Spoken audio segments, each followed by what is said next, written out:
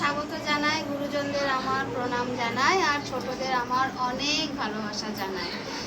আজকে আমি ইমন রাগের একটি ছোট খেয়াল আপনাদের সামনে তুলে ধরার চেষ্টা করছি। এতদিন আমি স্বরমালিকাগুলো দেখিয়েছি, আমার ছাত্রীদের সাথে আমি গানের ক্লাসের যে ভিডিও সেটাও আপনাদের সাথে শেয়ার করেছি। তো আজকে ঠাট কল্যাণ রাগ ইমন, তার উপরে ছোট খেয়াল আমি তুলে ধরার চেষ্টা করছি।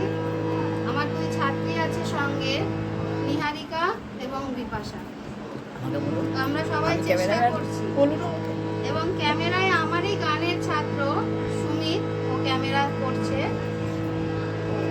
শুরু করা যাক। ছোট খেয়াল, ত্রিতাল, 16 মাত্রা। আমরা জানি রাগ ইমন গরিমা বা তীব্র মায়ের প্রয়োগ থাকে, এবং ত্রিতাল 16 মাত্রার উপরে ঠাট কল্যাণ রাগ ইমন। প্রথমে আরোহ দেখাবো, তারপরে অবরোহ, তারপরে বকার।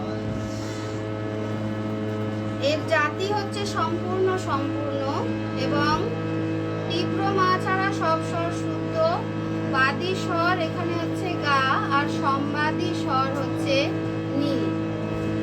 এবং রাগ ইমন সন্ধেবেলায় গাওয়া হয়, খুব মিষ্টি একটা রাগ।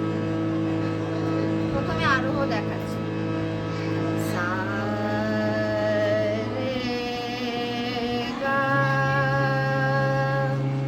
মা পা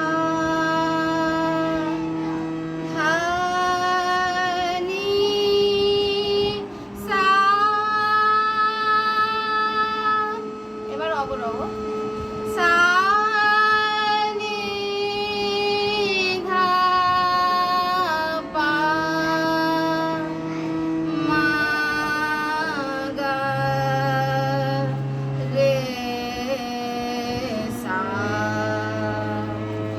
আরোহ এবং অবরোহ দেখালাম। এবার বকর। বকর কাকে বলে? বকর তাকেই বলে যেটা শুনলে আমরা সেই রাগটা সম্পর্কে জানতে পারি, অবগত হই। রাগের বৈশিষ্ট্যকেই বলা হয় বকর। নি রে গা রে সা পা মা গা রে নি রে সা। রাগ ইমন রাত্রির প্রথম প্রহর, মানে সন্ধ্যা 6টা থেকে 9টার মধ্যে গাইতে হয়। গাওয়ার সময় আমি জি সাব স্কেলেই দেখাচ্ছি। ছোট খেয়াল প্রথমে স্থায়ী, তারপরে অন্তরা, ত্রিতাল 16 মাত্রা।